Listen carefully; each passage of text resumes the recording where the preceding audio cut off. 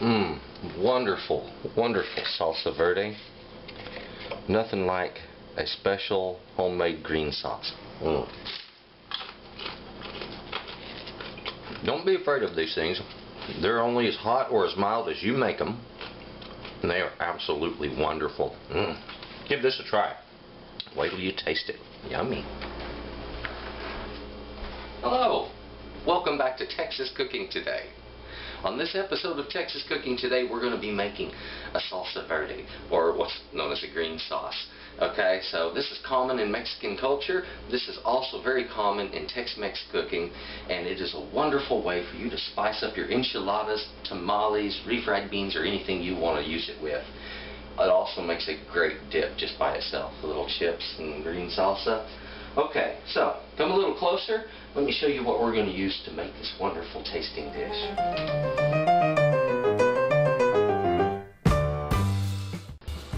Now let's take a quick look at our ingredients for our salsa verde. What I have here are some tomatillos. Now you're going to need about 12, 13 ounces of these things, and you can see the size of these. These are fairly large for tomatillos. Sometimes these are as small in diameter as a quarter. Alright, and this one pretty much is like a jumbo sized one. Alright, so good large ones. I'm using 5 of those. I'm using a half of a medium onion, a poblano. I have a couple of tablespoons of lime juice here.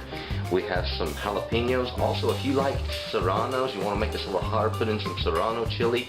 Or if you want to make it just really smoking hot, you might want to put in one of those green or bold chilies. I wouldn't dare use more than one, not without trying the first batch. Alright, a clove of garlic and some cilantro. Now the wine, well, that doesn't actually go in the dish. That's just to enjoy as you're making the dish, okay? So, let's get on to processing our vegetables to make this tasty sauce. Before we get right into cutting up our vegetables, what I need to mention to you is when you're dealing with cutting, you want to remember cutting board safety, and that has to do with, are you going to transfer the germs from one thing to another food? Now, if it's something that's cooked, it's not always as important. If you're using a wooden board like this that has a blood groove in one side, we'll save that side for cutting meats. Use the other side for cutting vegetables. This way you don't get as much cross-contamination problem. You want to be safe when you're cooking. And also, if you're using the plastic boards on the color-coded system, it'll be your green board is for processing all fruits and vegetables. Now, the first thing I want to do, let's take our garlic. All we have to do on this one is just remove the paper from the outside of this. And you notice I give it a little bit of a twist as I'm squeezing it firmly, and it causes that paper to break loose easily. That's all that is required. The tomatillos have a little papery husk on them. It's generally not difficult to remove. I say generally, every once in a while you get one cankerous. Anyway, we just pull that up to the top and pull it off. And you'll notice there's stickiness to it, and this is a sap that's on it, and that's common. Don't worry about that, that's normal. I'm just going to wash that sap off before we boil these.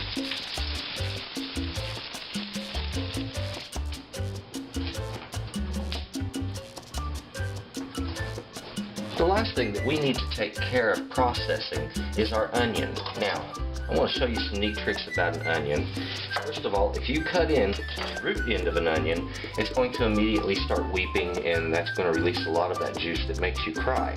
Okay, this will fume off of it. It will cause you to tear up. To avoid that, simply do not cut off that root end. Now I'm going to cut up to it. We'll pull back this outer layer. It's a little too papery for what my uses are. I want the inner onion that is full and complete.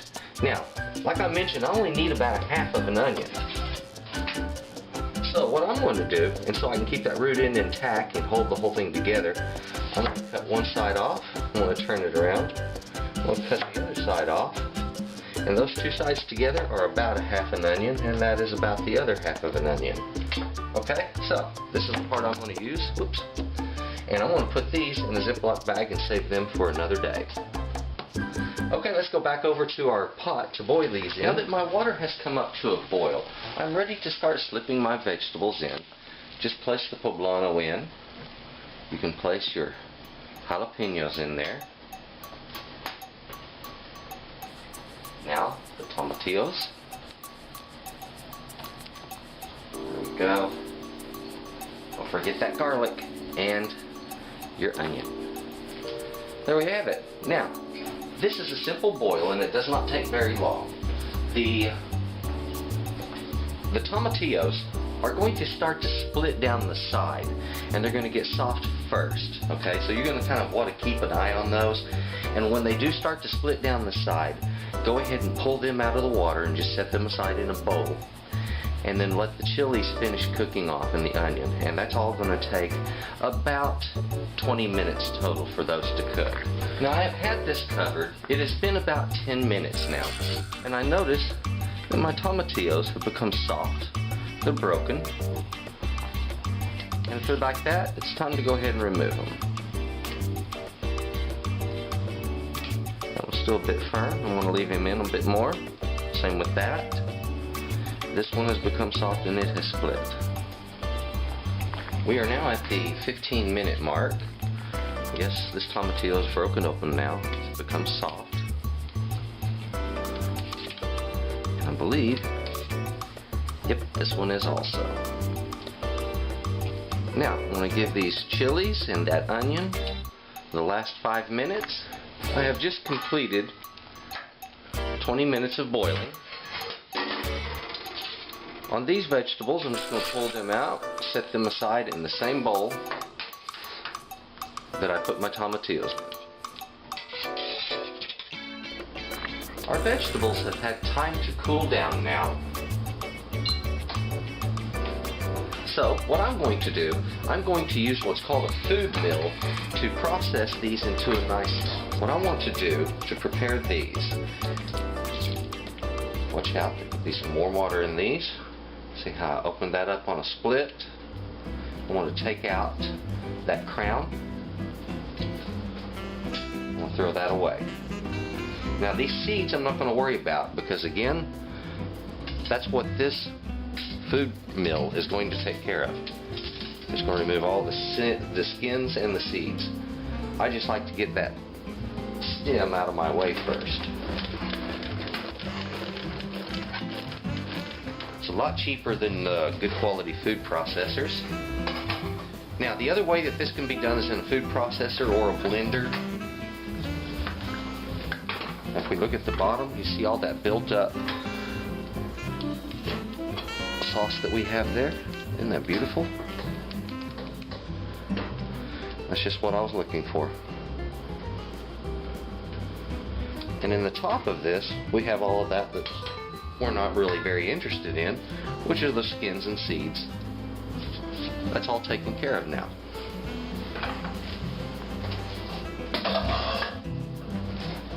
My sauce is right down in here. I need to go ahead, add my lime juice to it. We're going to put a bit of salt in here.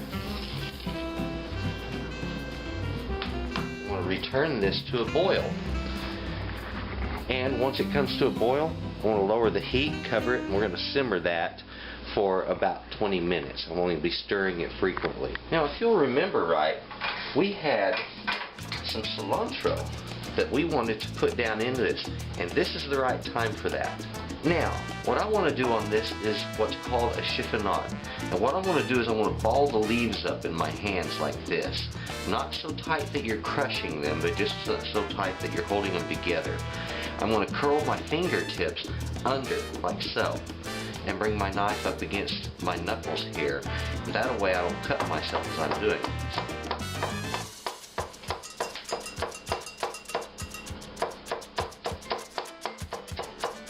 And what I do is just make a slow crab motion. See how my fingers are slowly moving back?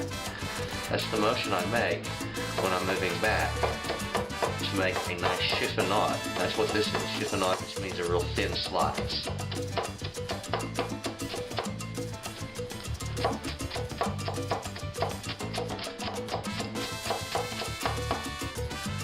what I'm going to want is about 2 to 3 tablespoons of this. Do a little cross cutting on it. There we go. This is ready to go right down into my sauce.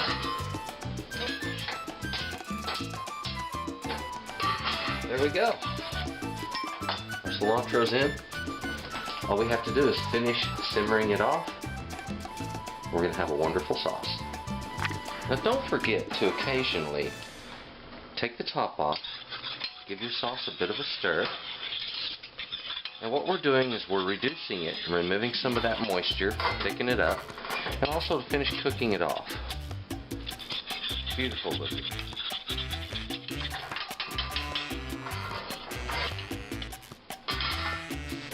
It's been about 10 minutes worth of simmering now. We have now boiled our sauce for a full 20 minutes. And it's time to pull the lid off and take a look inside.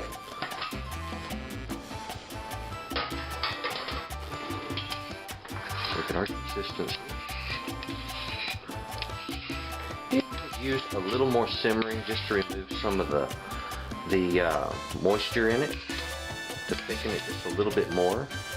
However, it's looking beautiful. We just need to taste it also, make sure our flavor is spot on.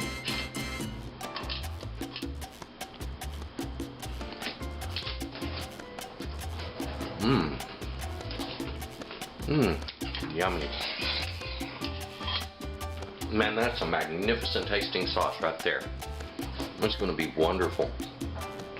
I'm going to leave the lid off and leave it on a low heat so it just sort of steams off a bit, and that way I can thicken it up some. That shouldn't take me more than 5 to 10 minutes. This has had about 8 minutes now, and as I stir it, I notice it's considerably thicker. Okay, it has the consistency and texture of exactly what I'm looking for in a green sauce. So I can drop the heat on this. Now, typically, green sauces like this, if you're going to serve them as a dip, are served warm. Okay? Now, so what I want to do that, just ladle some up.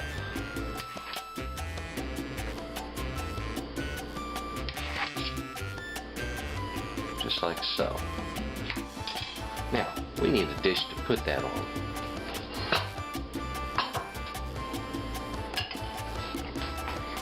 Go over here. Now, nothing like a homemade dip, but homemade chips. That's what I have here. Fried these up just about an hour ago.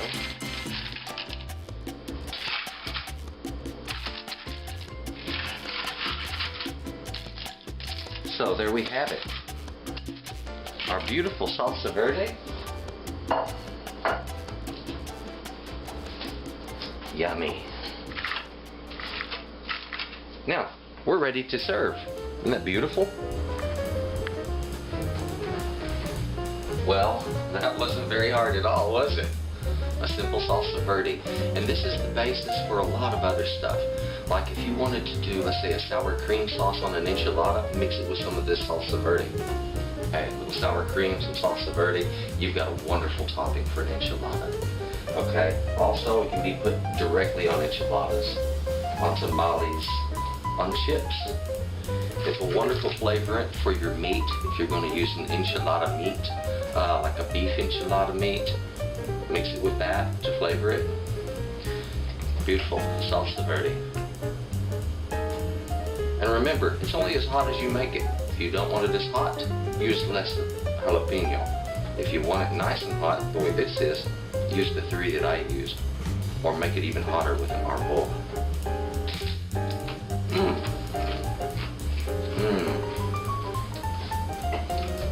The flavors